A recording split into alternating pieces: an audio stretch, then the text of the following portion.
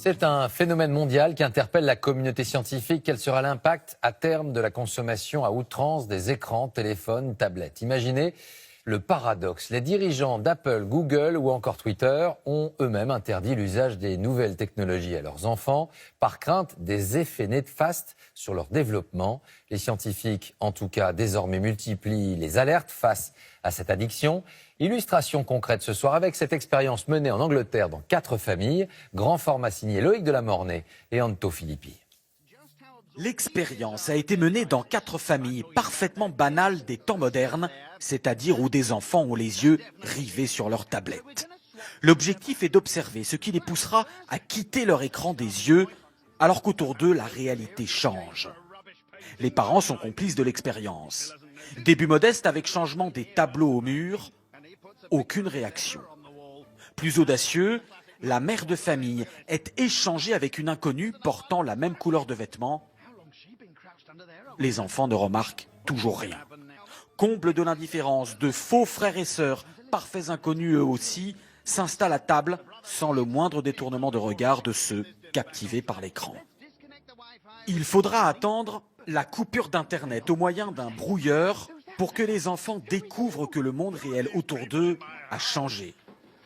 Cette expérience, menée par une marque alimentaire pour promouvoir les repas en famille, a été réalisée sur un ton léger. Mais sa démonstration est extrêmement préoccupante pour cette spécialiste des addictions. Plus les enfants passent du temps devant les écrans, moins ils regardent directement les autres dans les yeux. Et sans regard direct, on ne lit plus les codes sociaux, donc ils n'apprennent plus à vivre en société.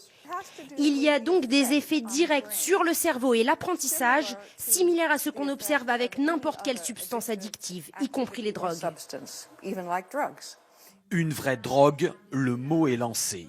Au Royaume-Uni, une autre addictologue réputée est allée encore plus loin, déclarant récemment dans une conférence « Je dis toujours aux parents, quand vous donnez à votre enfant une tablette ou un smartphone, en réalité, c'est comme si vous lui donniez une bouteille de vin ou 1 gramme de cocaïne. » Ce psychiatre britannique, lui, a été l'un des premiers, il y a 10 ans, à considérer les jeux vidéo et les écrans comme une addiction grave, avec là encore des comportements similaires à la drogue, y compris lorsque les patients sont en manque.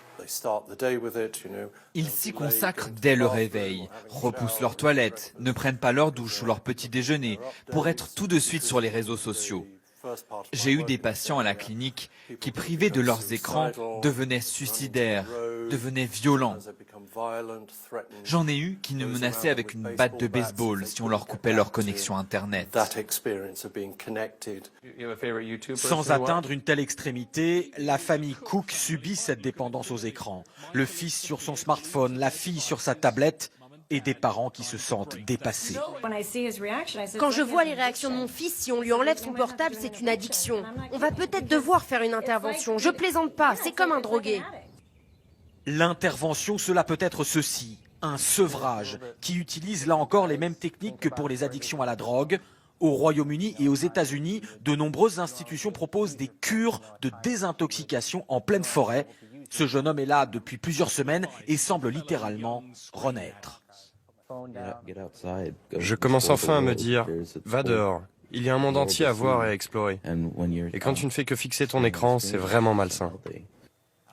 Des cures loin du monde technologique. Dans ce centre, il n'y a qu'un seul téléphone du siècle dernier.